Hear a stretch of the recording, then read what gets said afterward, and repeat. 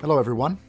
I thought I'd share some of my experience with the Phantom 3 Standard in a Litchi Wavepoint flight that I did on the Litchi website mission hub, and it has about 14 waypoints and about 6 point of interests, so it was fairly involved, but I had some experiences I'll share at the end with after the mission was done. The mission finished fine. The app did crash as I was landing it, and I don't know if that had anything to do with my experience at the end, and I'll share that in a bit. This is the farm where I grew up, and I asked permission from the owners if I could do this, and they said, oh, fine, and they came out and joined me as I did it. You'll see as the map comes on here, over to your left is the first waypoint it's heading for in the front of the house. This would be, now the camera is facing pretty much east. And this is in Michigan, and the old farmhouse where I grew up. So I was quite high. I know this tree coming up here at the next waypoint is pretty high, and I didn't want to take any chances. But my point of interest, of course, is the house at this point. And as the camera moves now to waypoint 3, it is starting to shift its focus to the point of interest of the garage. And I also had the flight come down a bit lower as it came closer to the garage. Now at waypoint 4, it's starting to lower, and then shifting its point of interest to the old shed, and raising and kind of heading now for this old silo, which I used at this point. Instead of a point of interest, I used interpolate at a 90-degree angle so I could look down into the silo, and it actually worked fairly good. I was very impressed with that.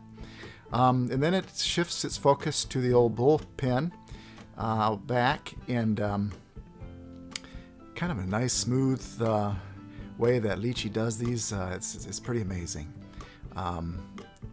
To be able to do something like this would be very difficult to do manually, as those of you that have flown have found out. Now as it's going to waypoint 5 or 6, 7, I can't even see that, but it is now, I had told Litchi to go up to about 275 feet and then interpolate down again, so a 90-degree angle, so it would take a picture of the farm from high up. And I wish I would have gone a little higher, really, but and that was kind of a cool effect as it looked down. And I could have, I suppose, taken a picture if I hadn't taken these curved waypoints instead, because it won't take a picture when it's in the curve mode.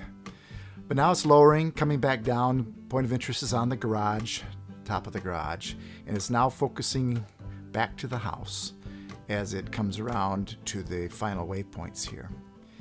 In a bit you'll see it turn and face back towards me where I started. That's its return to the point of start, and that's what I told it to do at the end of the mission. So the waypoint mission was very successful. It worked great until this point here. It doesn't show up on the video or anything because it was still recording, but it did crash. The app crashed on me. So I landed the craft and didn't think too much of it. I started heading for home, and I noticed a beautiful sunset out to the right there on the west. And I thought, boy, if I get home in time, I can take the craft up at home and maybe get some sunset. And I'll take off at that point and show you what happened there. The short arrow at the bottom is where the craft flew off to, and the circle at the top is where the mission was. And I thought for a moment maybe it was trying to finish the mission, but I don't think that's possible. I did not calibrate the compass. But as I took the craft straight up, trying to find the sunset, I went up to about 150 feet or so, and really I was too late on the sunset.